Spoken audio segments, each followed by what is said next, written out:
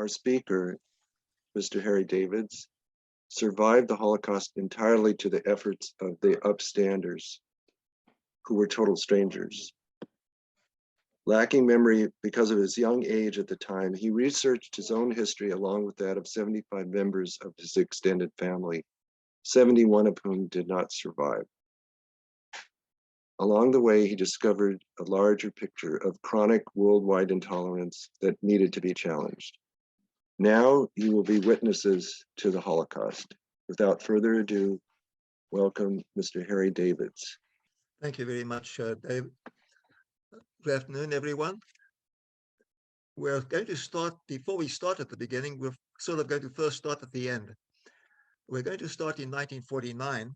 In 1949, I was growing up in faraway South Africa. I was 6 years of age. It was my first year at school. And my parents asked me one day if I was aware that they were not my real parents, that they were in fact my biological uncle and my aunt. And did I recall that a year and a half earlier, at the age of 4.5, I had been brought to South Africa from Europe because that's where I was born and that was where my birth family was from. And that was because my birth parents, along with other family members, had been killed at the time of a big war that happened there. Did I recall any of that? I was very, very shocked. It was actually the greatest shock I've ever had. But I was also very curious. I wanted to know more. My new parents, because they had adopted me into their family, did not want to tell me more. I was very young. They were trying to find out what I remembered. My new mother was not in a position to tell me much because she was born in South Africa herself, along with her brothers and sisters. Her parents, uncles and aunts, had come from Lithuania over 100 years earlier. And that's here on the map. If you look below the I in the word Davids, you'll see in the sort of pale pink there, you'll see Lithuania. And that was at the time, even before Lithuania was part of the Soviet Union, because at that time there was not even a Soviet Union. And the whole family had moved to Africa. And because of that, there were no family members in Lithuania who would have perished in the Holocaust, which happened quite a bit later. And that was a good thing because Lithuania had the highest percentage mortality of the Jews in Europe. 92% of the Jews did not survive there. But it also meant that she knew nothing and she could not share anything with me. My new father, my biological uncle, knew quite a bit, but he didn't want to talk about it. Only as the years went by and I got older, he would sometimes share some tidbits of information with me, but never enough to satisfy my curiosity. So I had to do research. And here we are now, more than 70 years since that conversation took place. And there are still pieces of this background, this history missing. But I have most of it together now, and I will try and share with you some of the main things that I know. As I mentioned, my family were originally from Germany. This uncle in South Africa who adopted me had moved there from Germany.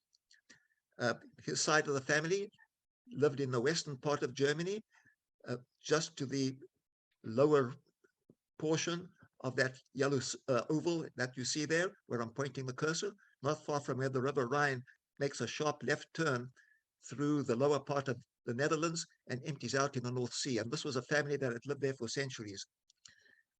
And this uncle was 20 years old at the time that he moved. It was the time of the Great Depression in 1931. There was no work available in Germany. He had been working there and he lost his job. But there were friends of the family in Germany who had relatives living in South Africa in a small town and owned a small business. And they were looking for somebody just like him. He was young, honest, hardworking, could speak German and was Jewish. And so he decided to start a new life for himself by traveling there on his own. My father had this brother and one other brother, a younger one. He joined this uncle in South Africa several years later. My father came from a very large family. In addition to these two brothers, he had 5 sisters. One died at the age of 13 in Germany and is buried there. And of the other 4, 2 had made a smart move before World War II began and moved with their husbands outside of Europe and were living in safe countries when the war began. One went with her husband to Chile in South America. The other with her husband to Palestine before it became Israel. So these then were the two uncles and two aunts I had who had all made a really smart move and were living outside Europe in safe countries throughout World War II. My birth parents made the mistake of moving to the wrong country. They moved to the Netherlands, and that was because both of them had been offered work by family members in the Netherlands. My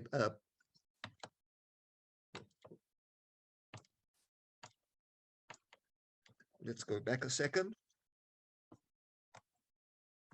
My birth mother went to work for her cousins in this building. It was the largest and finest department store, fashion department store in the Netherlands. It was called Hersham Company. It opened in 1882. About 10 years ago, Apple moved in there. You can see in the slide, you can see this big crowd outside the building. That was the day of the opening of the Apple store, and they are still in there today. My mother had a brother, and he was also invited to work there by the cousins. My father, coincidentally, went to work for the opposition. And this was another very fine fashion department store. It was called Maizondabana Tree, not far away from the other building. That's what it looked like inside in those days. It doesn't look that much different inside today, except that the merchandise is very different, because in the year 2014, H&M moved in. It's their top store in terms of upgrading in the Netherlands. So that was where my birth father had gone to work. Both my parents had moved in 1930 to Amsterdam at the height of the Great Depression. And that was where they would later meet and marry. We know that World War II started in Europe in 1939 with the invasion of Poland. Germany and the Soviet Union, really meaning Russia, both had their eyes on Poland, and Germany invaded first from the west and Russia from the east. They'd made a deal with each other to invade, and that they were going to share Poland between them. And at the beginning of the war, that's what they did. The following year, in 1940, Germany turns its attention to the west coast of Europe. What was that all about? Two main reasons. One was to guard against attacks coming in from the Atlantic Ocean by air and by sea, or from the North Sea. And the other was more long-term, to prepare for the day that they would want to launch attacks against Great Britain, which was one of Hitler's big prizes. So in April 1940, Germany invades Norway and Denmark, right at the top over here, in light tan and the purple. Sweden over here to the right was neutral. The following month, in May 1940, Germany invades the Netherlands. That's where this red circle is, a very small country in the yellow. Just below that, Belgium, and tiny Luxembourg, marked LUX, just below that. And then the northern and coastal part of France here in the light green. And now Germany was in control of the west coast of Europe. By June 1940, Paris had been conquered. The countries down here at the bottom, Spain here in the yellow and Portugal in the kind of a lilac color, were both neutral during the war, and they were really far away from the action as far as Germany was concerned, so they didn't care about those countries. Germany then put down these huge fortresses, became known as bunkers, all the way down the coastline, from Norway all the way down to near the bottom of France. That was known as the Atlantic Wall, and that would not be breached until much later in the war, in June 1944, when the Allies invaded on D-Day. My birth parents were living in Amsterdam in the Netherlands at the time of the invasion. It took only 5 days for Germany to overpower the Netherlands, which had a very poorly trained people, very weak army. Their weaponry was old and antiquated and poorly maintained. They had hardly any air force or navy. They were just no match for the Germans. Some German pilots miscommunicated, and instead of bombing the port area of the city of Rotterdam, which is in this dark rust color where I'm pointing the cursor down here, where the River Rhine empties out into the North Sea, one of the largest harbors in Europe at the time, the pilots were supposed to have bombed the harbor area, and by mistake, they bombed the residential part of the old city of Rotterdam, leaving about 800 dead and tens of thousands homeless. but they took advantage of the mistake. And the Germans warned the Dutch people, you need to surrender now, because if you don't, we are just going to continue the bombing and there's nothing you can do to stop us. And to make sure that the Dutch got the message, they did drop a few extra bombs here and there, such as on Amsterdam, parts of Amsterdam and elsewhere, so that the Dutch people understood that they were not going to be able to do anything about the Germans. On that fourth day of the invasion, the heads of the Dutch government, as well as the royal family of the Netherlands, all fled into exile and remained in exile until the war was over. On day 5 of the invasion, the armed forces of the Netherlands all surrendered. So now it took only 5 days. Germany brought in people experienced in running the government from Germany to take over the civil service and the government of the Netherlands. They fired people in the civil service that they perceived were not, at the very least, neutral towards them, if not well disposed, and they began firing all the Jews in the civil service. It started with the Chief Justice of the Supreme Court in the Netherlands, who happened to be Jewish. He was fired. As time went by, measures were taken against the Jewish population of the Netherlands that were not much different from those in Germany itself, where they were restricted in their movements. They were only allowed to live in certain areas. They could not do their shopping until late afternoon. And I should mention too that the Nazi Germans considered the Dutch people fellow Aryans, also members of the so-called master race. So they did not treat them quite as badly as they did in some of these other countries that they invaded, especially not Poland, where the people, the Slavic people there were considered inferior to the Germans. In the Netherlands, if you did not follow the rules, usually what they did was send you to a prison or prison camp to be sort of re-educated. The only time when they really did go after you and kill you was if you took up arms against the occupying forces. That was considered like treason against your own race. And for that, you'd be killed in firing squad operations. And there were quite a few of those. In the earlier years, at least the earlier year or so of the occupation of the Netherlands, nothing much happened. And Jews were, or although they had all these restrictions placed on them, nothing really terrible happened to them, except a few hundred here and there, where some of them tried to resist. There were cases where several hundred at a time were sent off to concentration camps. Most of them never returned. It was only in 1942 that things really got bad. At the beginning of 1942, the Nazi Germans came up with a plan to get rid of the Jews in all these occupied countries that they had conquered. There were over 20 of them. The plan was called the Final Solution to the Jewish Question. And the final solution involved two things: sending able-bodied Jews who were fit for work and needed for work off to labor camps and to be worked there until they couldn't work anymore. All the others, those not fit for work for one reason or another, too old, too young, too ill, or those not needed for work, which in this case happened to be most of the Jews in the Netherlands by the time this happened, would be sent off to one of 6 places, and these were camps in German-occupied Poland. And that was where they would be gassed to death in industrial-scale gassing operations. So that was the final solution. At the time that this happened, there was one major camp in the Netherlands called Westerbork. It was up here in where I'm pointing the cursor towards the top of the screen on the right side, that light blue province called Drenthe. There was a camp there called Westerbork. Most of the Jews were sent there. At that time, there were approximately 140,000 Jews living in all of the Netherlands. And of that number, about 107,000 were sent to Westerbork. This was a transit camp.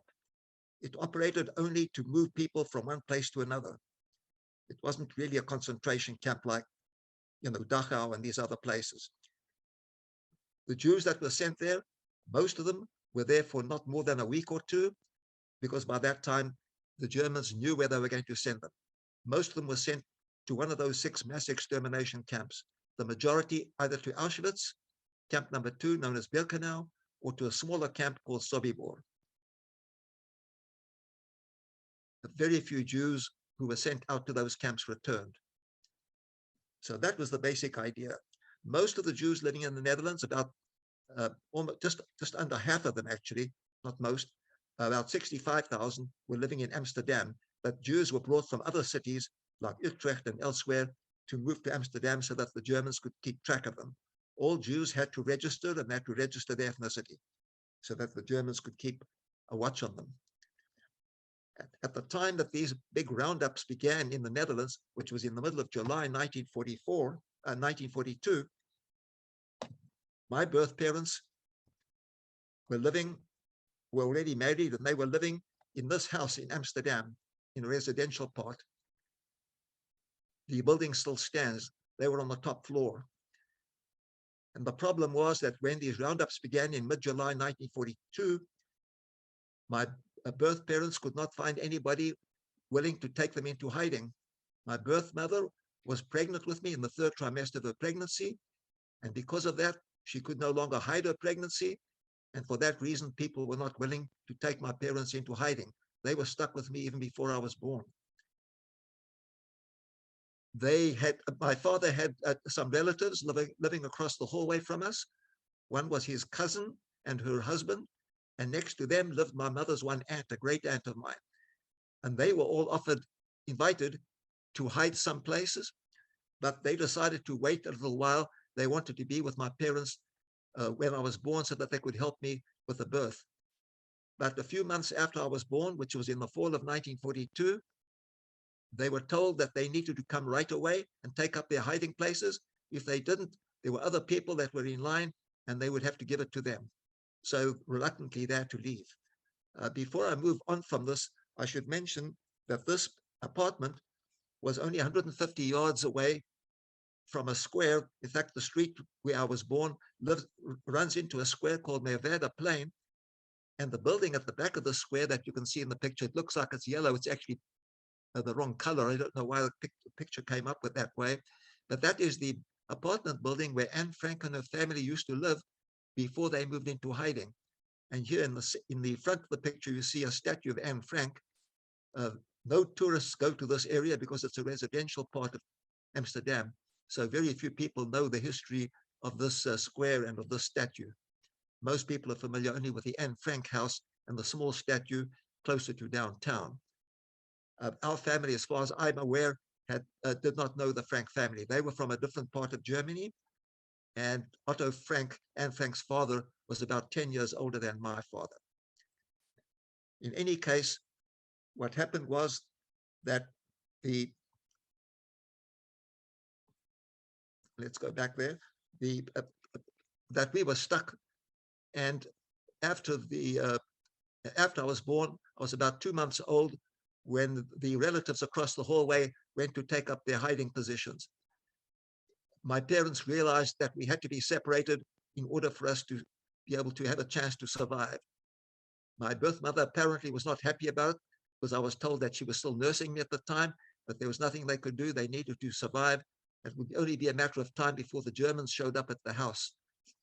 So my father found somebody who knew people in the Dutch resistance, and he found a family living about 1 mile away from us.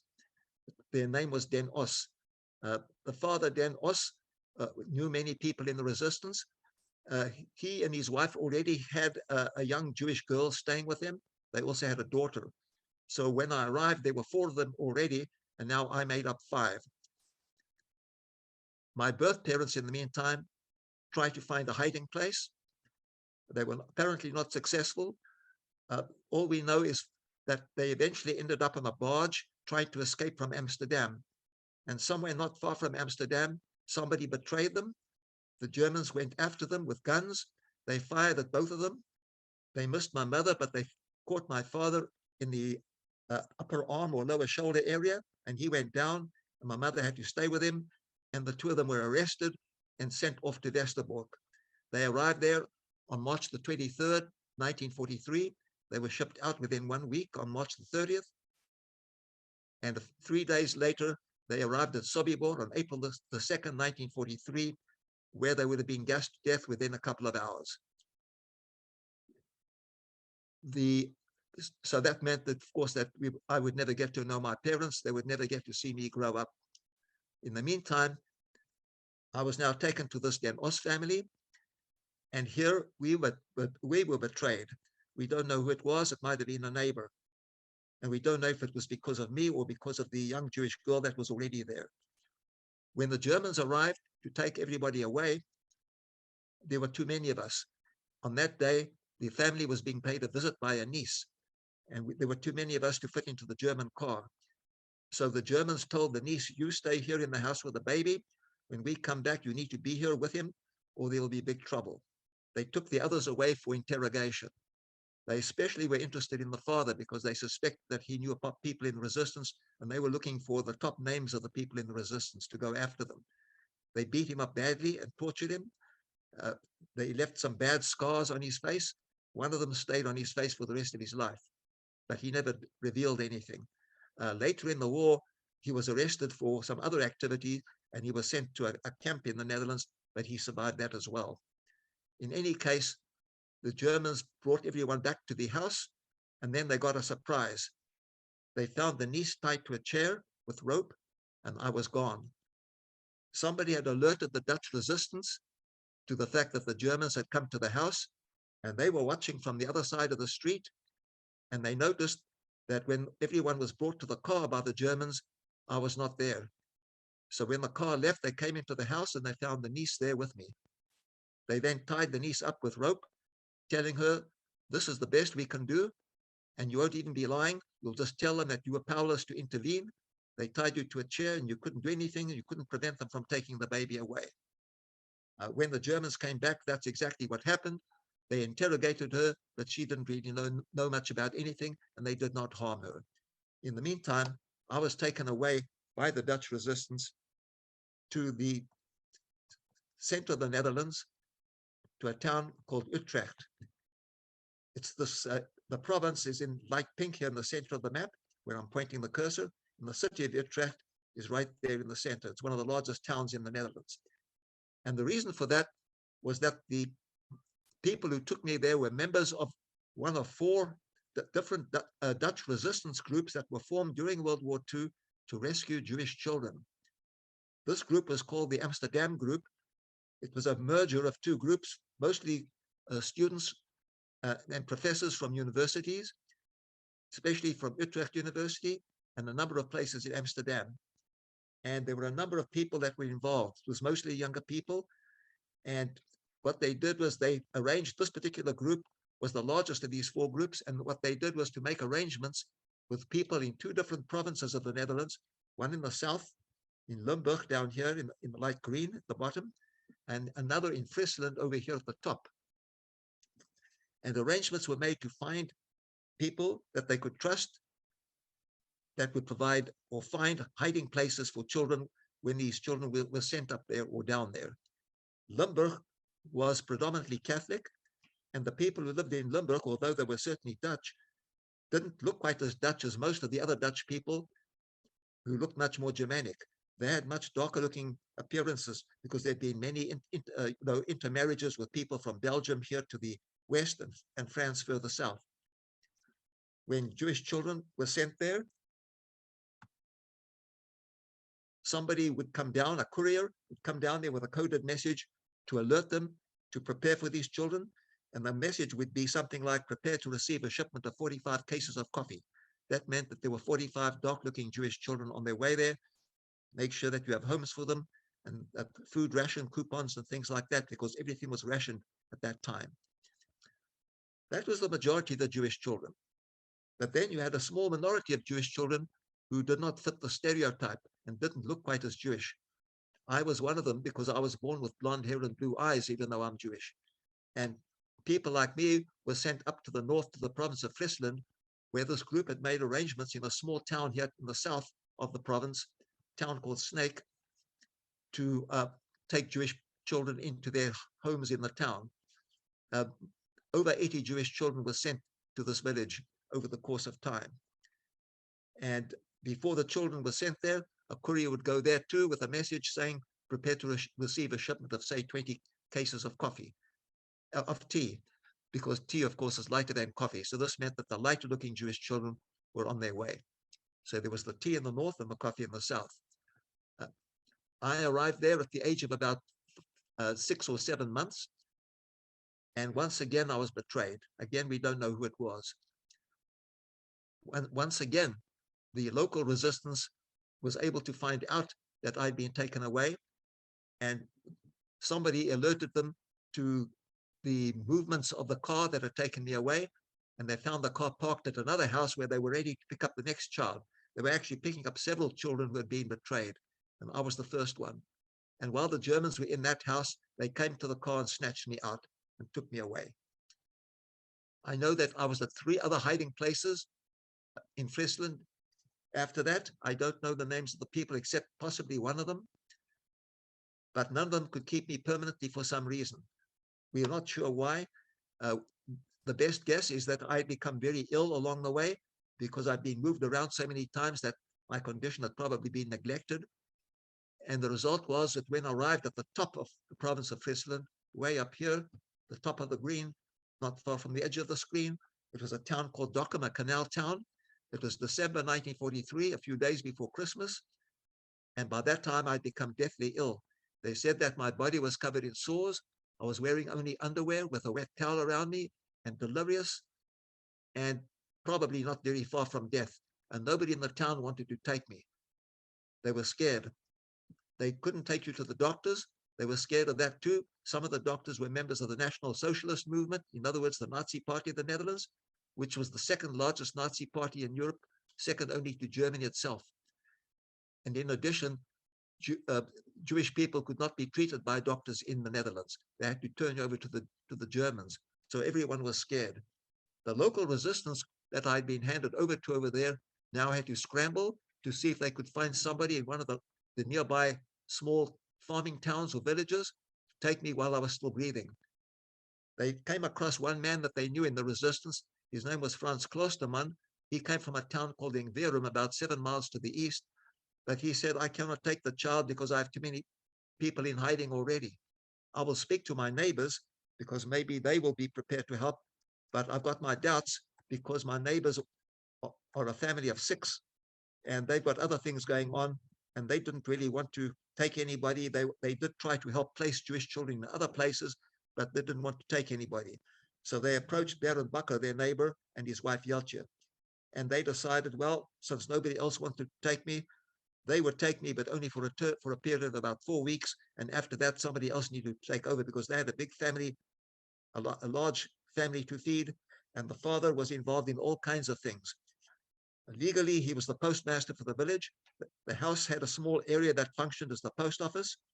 And every day during the week, he would get onto his bicycle with his postal satchel with all the mail and deliver the mail and pick up mail and so on. But he had all kinds of other things in there, including maps and charts showing the locations of the German military. So he was acting as a kind of a spy or a scout for the Dutch resistance fighting against the German occupation of the Netherlands. He also sometimes carried in his satchel small pistols and firearms to dole out to his friends in the resistance. In the house, they had all kinds of guns, mostly Sten guns and rifles and ammunition.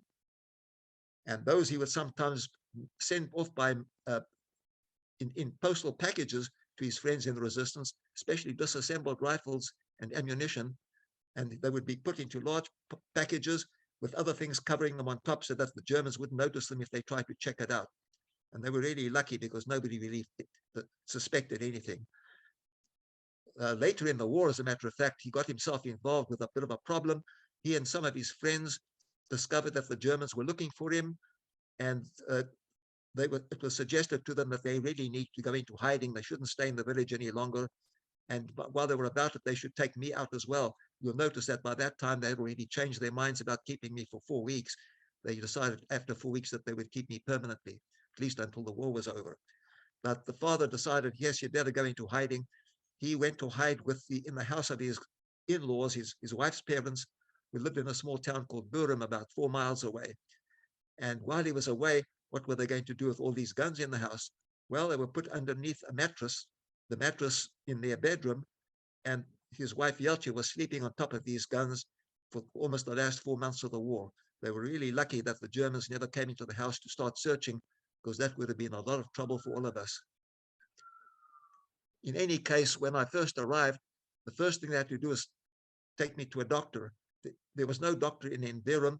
The nearest doctor was their doctor, Jarl Reinen, who was a member of the resistance himself and a friend of the Bakker family.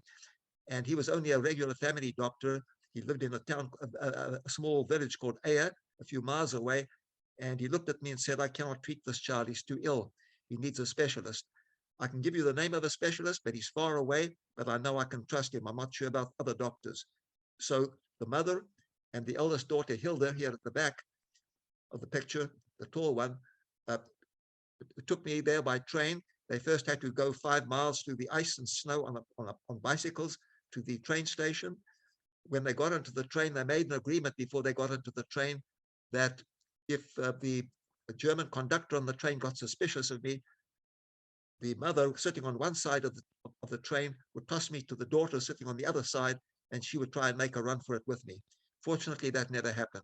They were able to go to the doctor. The doctor treated me. They brought me back to the village, and within 10 days, I was sick all over again. The mother was in the middle of something urgent in the small business that she was running at the time, so she couldn't drop everything she was doing.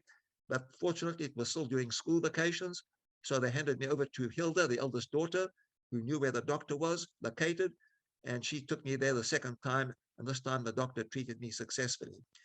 The picture you're looking at over here, by the way, of the family was taken 6 months after the war ended in a studio. So what you want to do to get an idea of how young the children especially were at that time, you want to subtract about 2 years from all those faces. The son and the bottom there, Hersham, he was 6 years old at the time. The eldest daughter, Hilda, at the top, was a young teenager. And unfortunately, none of these people are around anymore, but I may be able to tell you a bit more about that later if we have time in Q&A.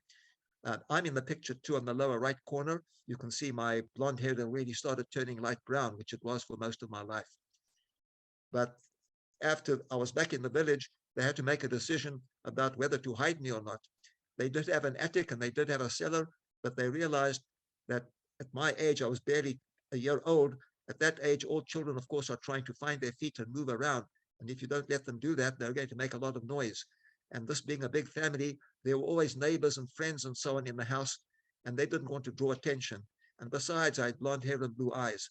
So what they did was allow me to walk and crawl around the house as much as I liked for like any child of that age. And when visitors came, they wanted to know who this was. They were told this was a sick young child that came from one of the big cities on the coast that was ordered to be sent out into the countryside and get fresh air and recuperate after a very serious illness.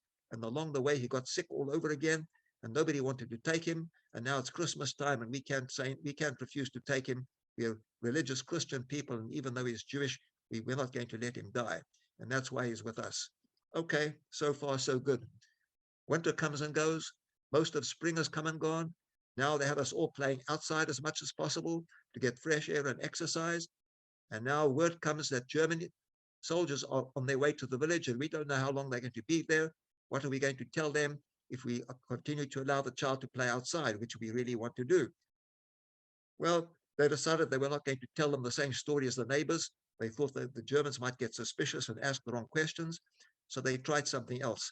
When the German soldiers saw me walking around the house, they want to know, who's this young blondie? Oh, that's our youngest brother, or that's our youngest child, and then hope that the Germans would take one look at my appearance and move on. And that's exactly what happened. So this means that we had two different stories going, one for the Germans and one for everyone else. That didn't last long either. One day, the two youngest children in the family over here on the left, that's Rick and that's Harm, came running into the school crying after school, telling the parents, all our friends at school are telling us that this Harry with us in the house is Jewish. How can that be? You never said a word about that before. And the parents realized what happened and told the children, look, it's actually true. Just don't make a big fuss about it. Some of their neighbors, though, were very upset because many of them were in the house visiting. Many of their children were in the house visiting with the children in the family and so on. And what would have happened if the Germans had discovered who I was and they were there? Plus the problem that everybody knew about, and that is that if you misbehave and don't do what the Germans tell you, or you're hiding a Jewish child, what they could do is they could go after your innocent neighbors, because that's what they did.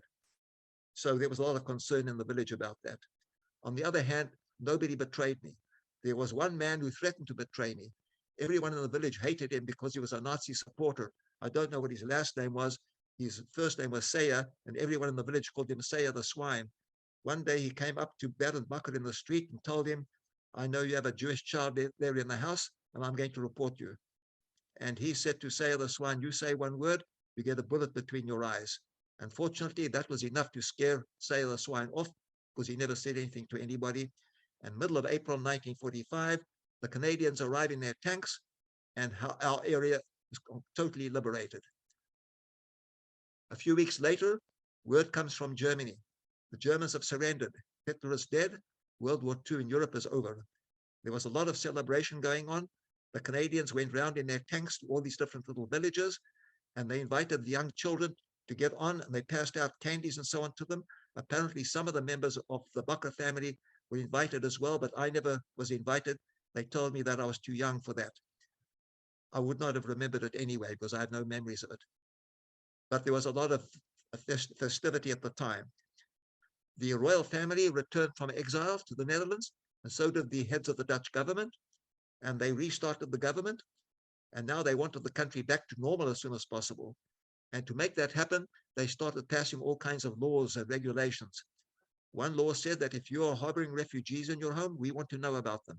Provide as much information as you can so that we can reunite these people with their loved ones and get our country back to normal as soon as possible. That didn't happen right away. There were tens of thousands of people living in the Netherlands who were refugees in hiding, who didn't always want to go back to these home countries, especially not people who had fled from countries like Poland, because Poland, everyone knew it was going to go communist sooner or later. So a lot of people didn't want to submit their information. It would take 7 months before my name came to anybody's attention that mattered. And these were the two relatives, my father's cousin and my mother's aunt, that had lived across the hallway from us, who had gone into hiding. They were hidden safely throughout the war. And when the war was over, they started pouring through all these lists that the government had issued in newspapers and magazines, showing the names of refugees that had come out of hiding. And they noticed one name, Harry, without a last name, because nobody knew my last name, and without an age, because no one knew my age. They just guessed my age, and they wondered if that might be me. So they made arrangements to come and visit us in Ingverum, and they were able to identify me based on a small photograph that they had of me in a cot, taken shortly before they went into hiding. There was also a small birthmark at the back of my neck, and some of that was still there, and so they were able to identify me. They then returned to Amsterdam, and my father's cousin wrote to her two cousins in South Africa, my uncles, and to my aunt in Chile and to my aunt in Palestine, telling them, I have news for you about the family in Europe. Did you know that your brother had married during the war? That came as a surprise to all of them, because none of them knew that. We speculate that my father had tried to send them a letter, or perhaps a postcard, to say that he was getting married or had gotten married, but for some reason the Germans had probably intercepted the letter and maybe trashed it, because they sometimes did that, because they censored all the mail leaving the country. But then she had to share with them the news that my birth parents did not survive, but on the other hand, they did have a child, and he's alive, he's your nephew, who wants to come and claim him. My father's cousin, I found out later, actually wanted to adopt me, but the eldest of the two brothers living in South Africa, my oldest uncle, decided he would come forward to claim me. By that time, he was already living a much more settled life. He was married. There was already a daughter in the house, 2 years old, when this news broke. But the timing was terrible for him, because his wife, my aunt, had just learned she was expecting their second child. She was having these morning sicknesses. And because of that, she could no longer help him run the small business that he had opened several years earlier. He did have a cashier there, but she had quit on him just 2 weeks before the news came that there was a nephew alive in Europe. So he had to quickly scramble himself and try and find somebody virtually off the street to be the cashier and to run the business while he was away in Europe in his absence, because his wife was not in a position to be in the business. He was therefore under enormous pressure to get everything taken care of in Europe so he could get back to South Africa as soon as possible. Nothing worked out the way he expected. He arrived at our house, and the family was very cordial to him. He told me about this later, and so did my rescuing family. But they said to him, we are not going to let you take the child. You can see how close he is to us. He thinks we're his family, and as far as we're concerned, he is. We were the ones who kept him alive from the beginning and made all his decisions and took all the risks for him. And what you're proposing to do, to take him away from the only family he knows, is not good for him. So my uncle had to leave empty-handed to go back to Amsterdam. But he was not prepared to accept the situation. He hired an attorney and started up a lawsuit against my own rescuing family to get custody of me.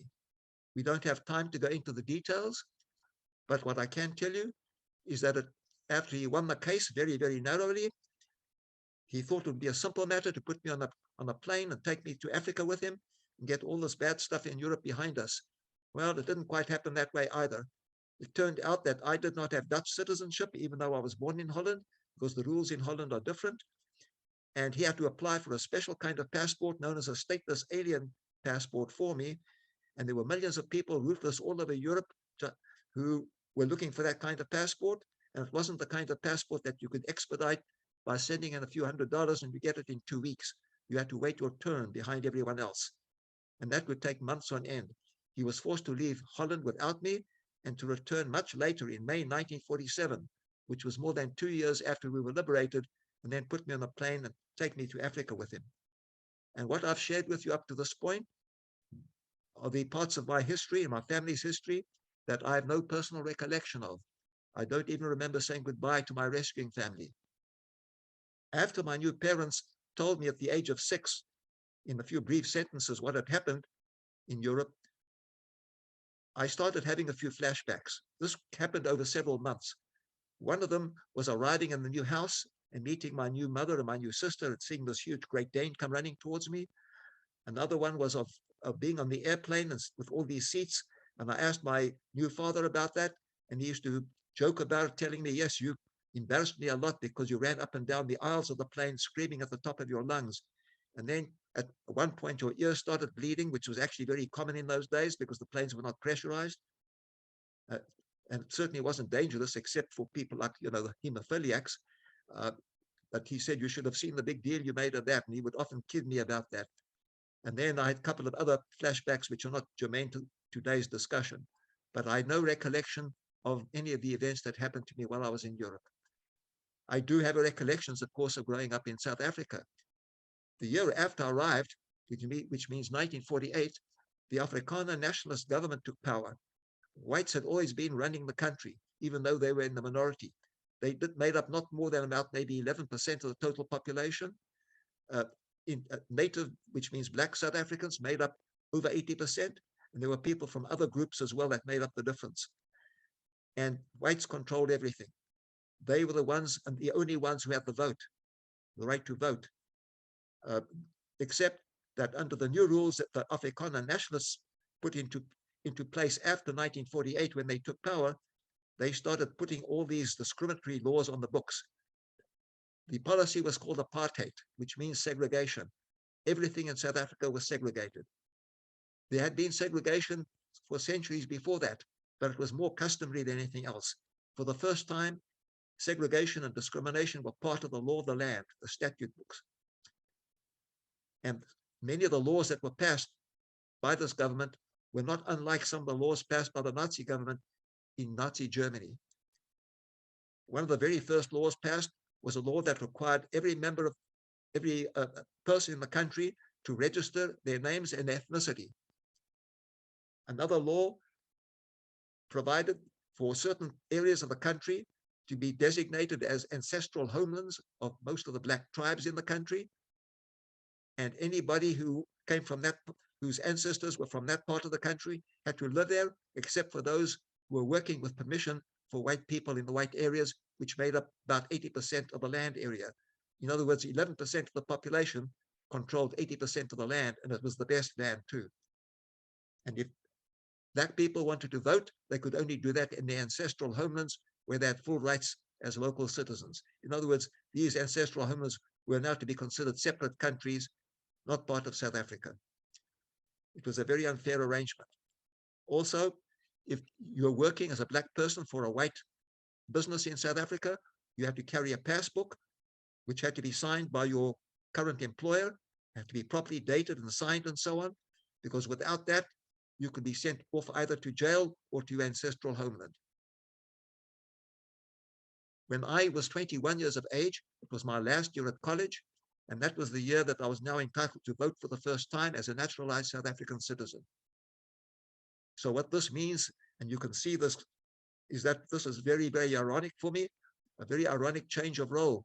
Instead of being a victim of prejudice and racism, the way I'd been in Europe, even to the point that I'd become an orphan, in South Africa, I was a beneficiary of this apartheid system. And that was only for one reason, that was that I happened to be born with a white skin, and I was not even born in the country. So it was a very ironic change of role for me. Before giving everybody an opportunity to ask questions, I would like to point out that I had my rescuing family honored at the main Holocaust Museum in Jerusalem, Israel. It's called Yad Vashem. Here you see 5 of the 6 members receiving the certificate of honor and a medal.